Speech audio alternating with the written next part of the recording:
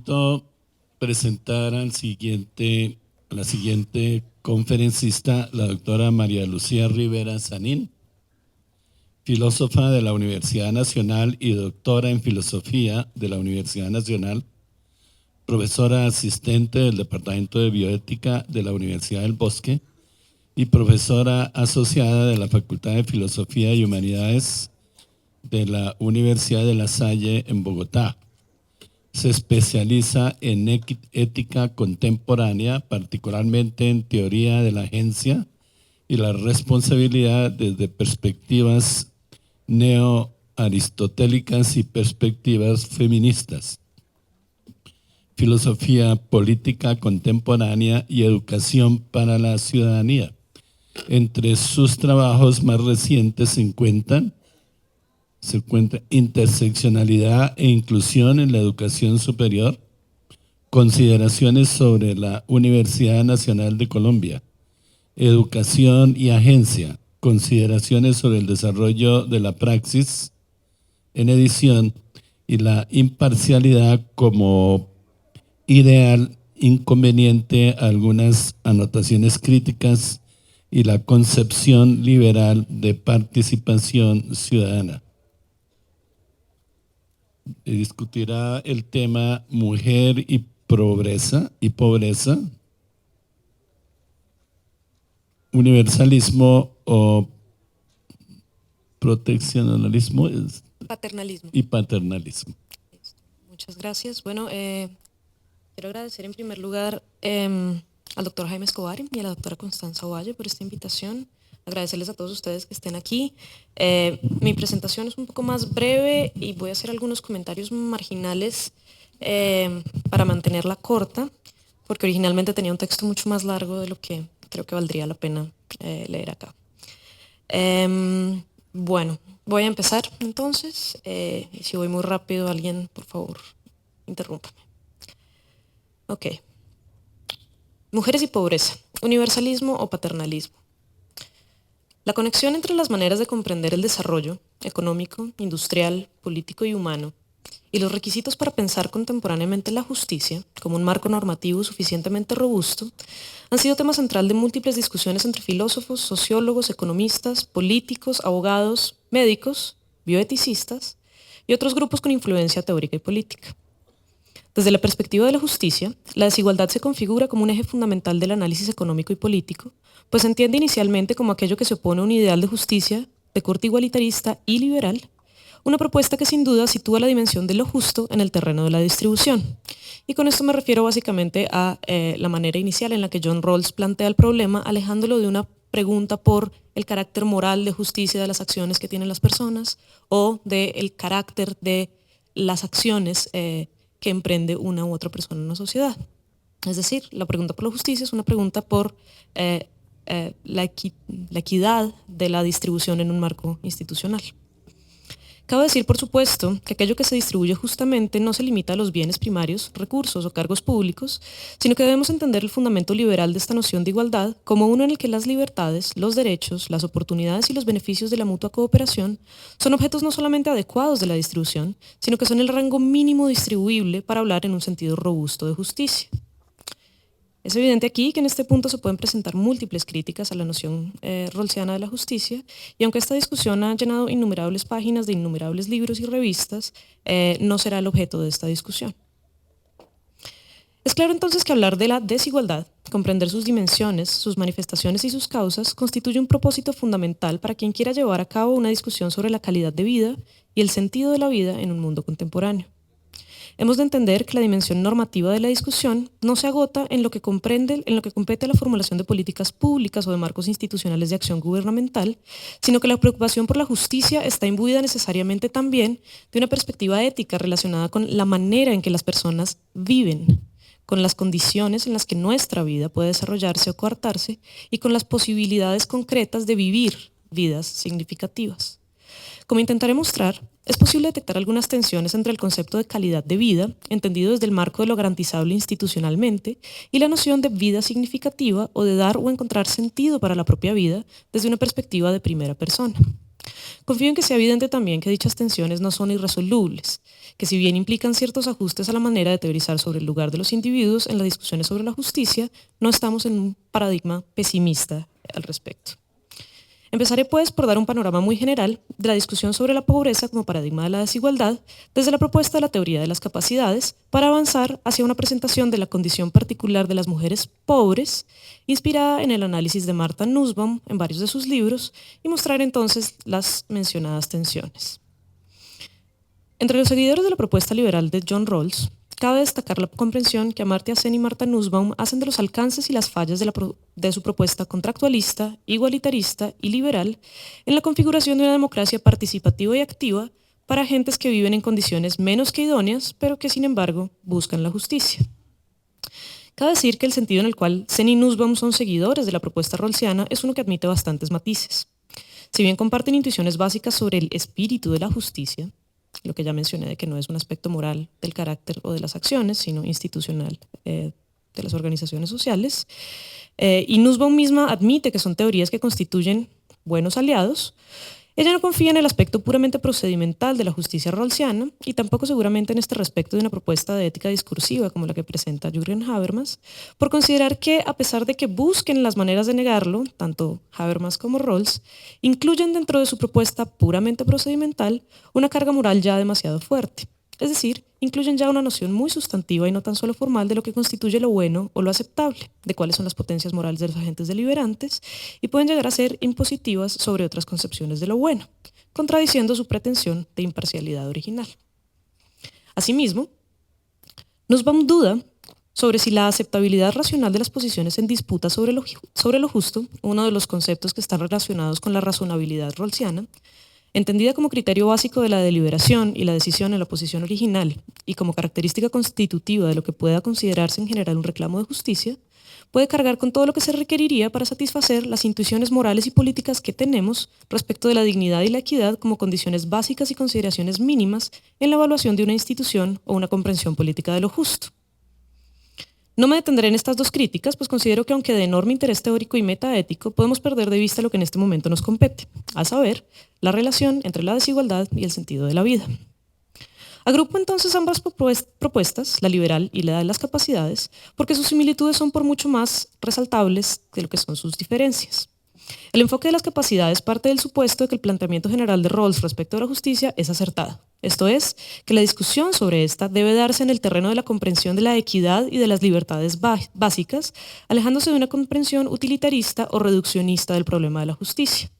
Reduccionista en el sentido de una reducción puramente econométrica de ingresos, bienes primarios, cantidad de capital, etc. Asimismo, comparten la noción de que el eje central de la preocupación es la interacción entre la estructura de las instituciones políticas y las condiciones que éstas determinan para que los individuos puedan realizar sus vidas, de acuerdo con sus propias concepciones de lo bueno. El compromiso con una concepción de la sociedad como un espacio plural, diverso y compuesto por personas con intereses, preocupaciones y comprensiones propias del bien, que en esta pluralidad se comprenden mutuamente como iguales, en dignidad, racionalidad y libertad, es entonces irrenunciable en ambas propuestas. Ambas buscan conciliar la pluralidad y la igualdad, lo situado o concreto de las vidas vividas y los principios generales o universales, alejándose de una reducción de lo diferente a lo desigual y del caso a la excepción. A pesar de estas profundas similitudes, podríamos pensar que la teoría de las capacidades reclame a la propuesta rawlsiana que su comprensión de los mínimos que deben ser equitativamente distribuidos sea demasiado escueta para ser efectivamente aplicable a los contextos de sociedades cruzadas por profundas desigualdades económicas, sociales y culturales. Así, puede estarse refiriendo a las dificultades que se presentan al tratar de explicar, desde un marco rawlsiano, el impacto que prácticas prejuiciosas de empleo, pensemos por ejemplo en la paga desigual por género o en los techos de vidrio que las personas de razas distintas a la blanca han tenido en sociedades como la estadounidense y como la colombiana por cuenta de racismos sistemáticos e interiorizados, o del escaso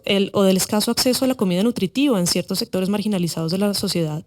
o de las prácticas comunes de matrimonio infantil o muy temprano en sociedades fuertemente patriarcales. Estos casos manifiestan que para poder hablar adecuadamente de que se satisface el primer principio de justicia rawlsiano, el principio de igualdad, no puede simplemente atenderse a una noción demasiado abstracta o teórica de lo que significa distribuir libertades, oportunidades y derechos. Así, hay que ampliar lo que significa tener una libertad, pues en papel, En estos casos, las personas tienen la libertad de ganar cuanto salario quieran, alimentarse como mejor consideren y casarse voluntariamente si esto es lo que su corazón decide.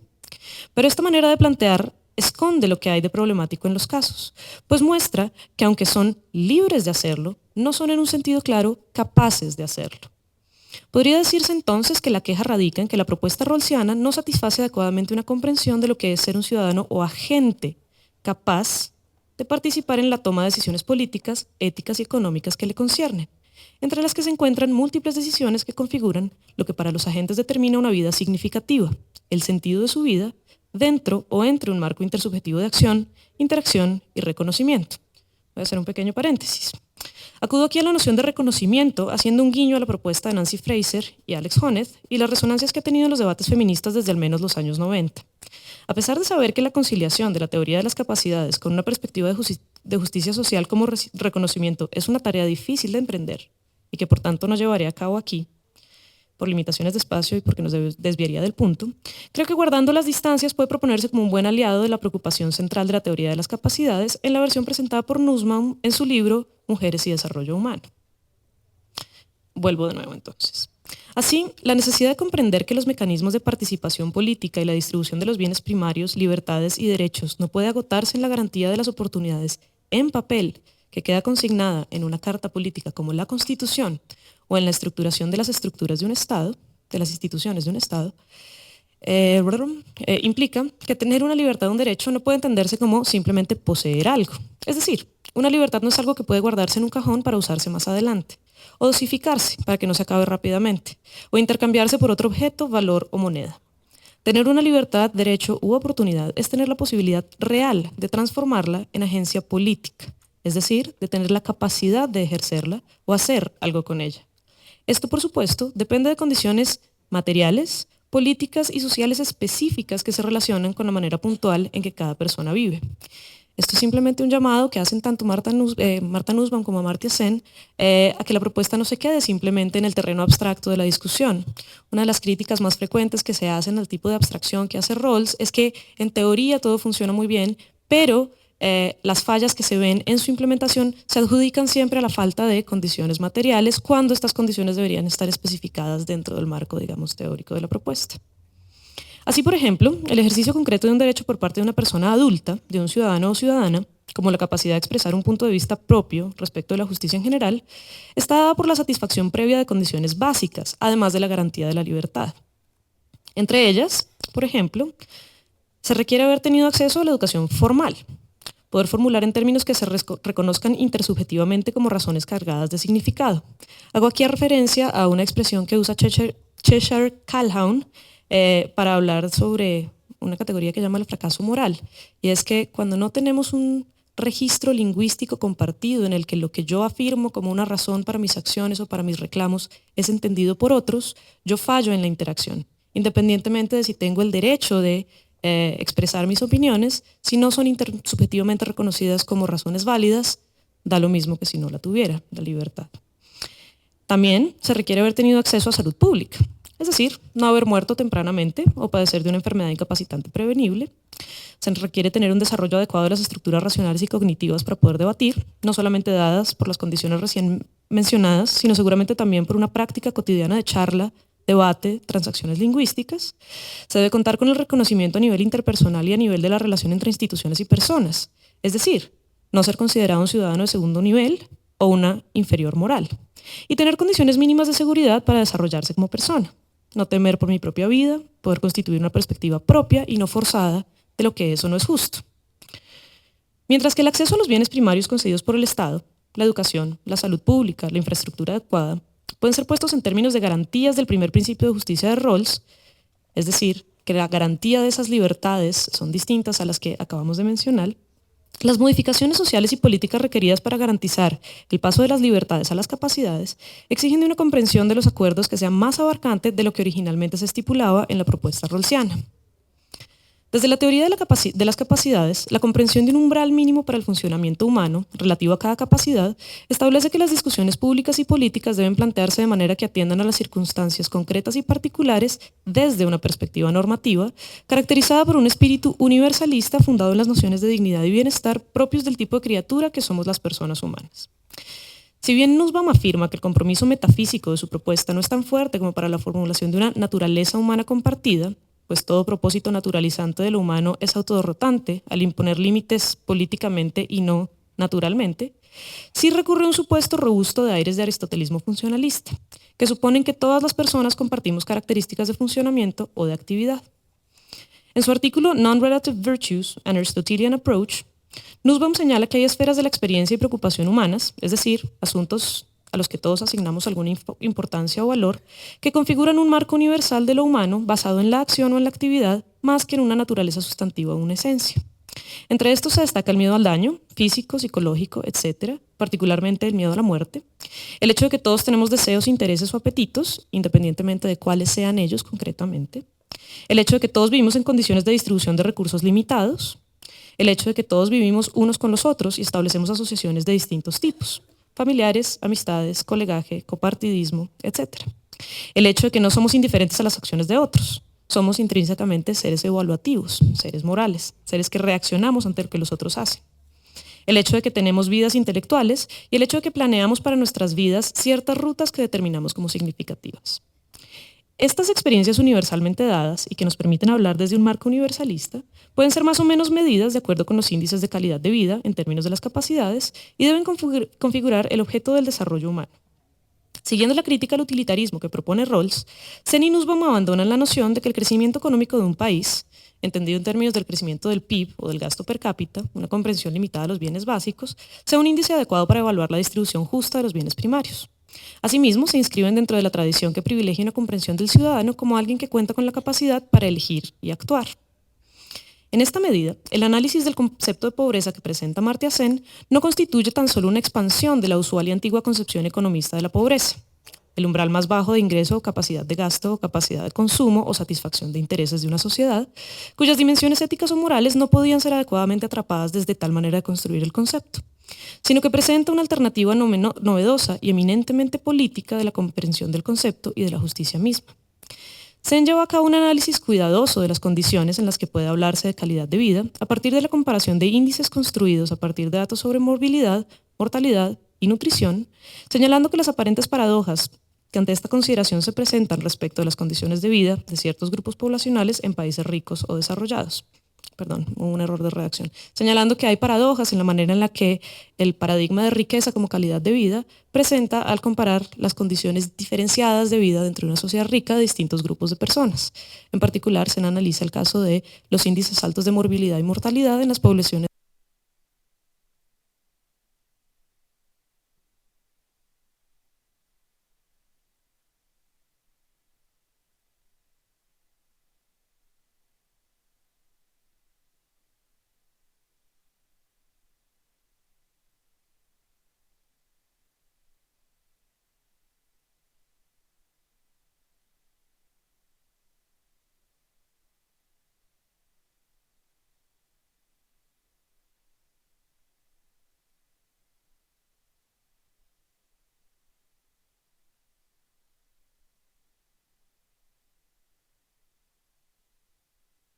vidas que tengan algún sentido. En línea con esta comprensión de la pobreza, es resaltable la manera en que Martha Nussbaum analiza la situación particular en la que se encuentran las mujeres pobres en una sociedad altamente desigual como la India. En ella, notoriamente las mujeres tienen una peor nutrición que los hombres, tienen índices más altos de morbilidad, tasas mayores de mortalidad, tienen poca visibilidad de incidencia social y política, cuentan con pocos espacios de desarrollo de sus capacidades intelectuales y morales y tienden a vivir vidas más determinadas por las voluntades de sus padres, de sus esposos y de sus hijos que por sus propias voluntades. Son, para decirlo de manera crasa, apenas pseudociudadanas en sus propias sociedades. Sus vidas, como lo analiza Nussbaum, satisfacen los criterios para hablar de una ausencia de capacidades. Son vidas desiguales y víctimas de una profunda injusticia. Ahora, lo que resulta más interesante del análisis de Nussbaum es que las condiciones que determinan la ausencia de las capacidades para estructurar la propia vida, el sentido en el que hablaríamos de que son pobres, exceden lo que esperaríamos inicialmente que cupiera bajo lo que el Estado o las instituciones gubernamentales pudieran remediar. Aunque múltiples modificaciones de la Carta Constitucional, refuerzos de las instituciones democráticas, formulación de políticas públicas especialmente dirigidas hacia poblaciones vulneradas, o incluso la imposición mandatoria o obligatoria de la educación mínima o las revisiones médicas periódicas, ayudarán a subsanar en algún sentido el déficit de capacidades. A pesar de todo ello, parece ser necesario y urgente atender a la idea de que las interacciones entre lo social, lo político y lo cultural no son apenas asuntos que pueden irse arreglando por el camino, o asuntos cuya prioridad, la decisión sobre qué debe hacerse primero que otra cosa, sean del todo claras. Buena parte de lo que configura la ausencia de las capacidades de las mujeres pobres en la India es la interacción de distintos sistemas de creencias y prácticas que se conjugan de maneras singulares en las vidas particulares de estas mujeres. El sistema de castas, el paradigma patriarcal de organización sexual del trabajo, es decir, que los hombres trabajan fuera de casa, las mujeres trabajan dentro de casa, que los hombres se encargan de trabajos fuertes y manuales y las mujeres se ocupan de la cocina y de la crianza de los hijos, que el trabajo remunerado es para los varones y el trabajo no remunerado es para las mujeres, la aceptación y la promoción de la maternidad como garantía de ser cuidada en la vejez, las nociones de que la moderación, la modestia y la belleza deben ser ejercidos de maneras particulares, la negación del cuerpo como un valor religioso, entre muchas otras cosas, configuran una intrincada red de valores e intereses cuya promoción en primera persona, es decir, que algo que hace una mujer en primera persona, deriva en la opresión y negación de ciertas capacidades para ella misma en este particular contexto. Podemos ver entonces que desde un examen externo, no comprometido, como el que puedo hacer yo o cualquiera de nosotros acá, con intereses de neutralidad de la circunstancia de mujeres como Vasanti, el caso particular que analiza Martha Nussbaum, su vida aparece ante nosotros y nosotras como una vida desprovista de ciertas condiciones mínimas de dignidad y justicia. Una vida que debería ser protegida, cultivada, mejorada, adecuada a estándares universales de bienestar. Esta perspectiva, sin duda, cae en el riesgo de ser condescendiente, paternalista y autocontradictoria, si es que se piensa como parte de una teoría liberal. La defensa del valor básico, democrático, liberal, individualista, de elegir la propia vida, los propios fines, los propios valores, defender a ultranza la posibilidad de construir el sentido de la propia vida, parece ir en contravía de la determinación neutral, universalista, objetiva y externa de unas condiciones de vida universalmente aceptables. En un sentido, puede entenderse que lo que hacemos al evaluar esta vida como una vida bastante menos que ideal es negar la posibilidad de que una mujer como Vasanti encuentre sentido en una vida como la que vive. Ahora, si bien estaríamos de acuerdo en que sus condiciones de vida son modelables como una baja calidad de vida, según los estándares y los índices que ha construido CEN y que podemos analizar,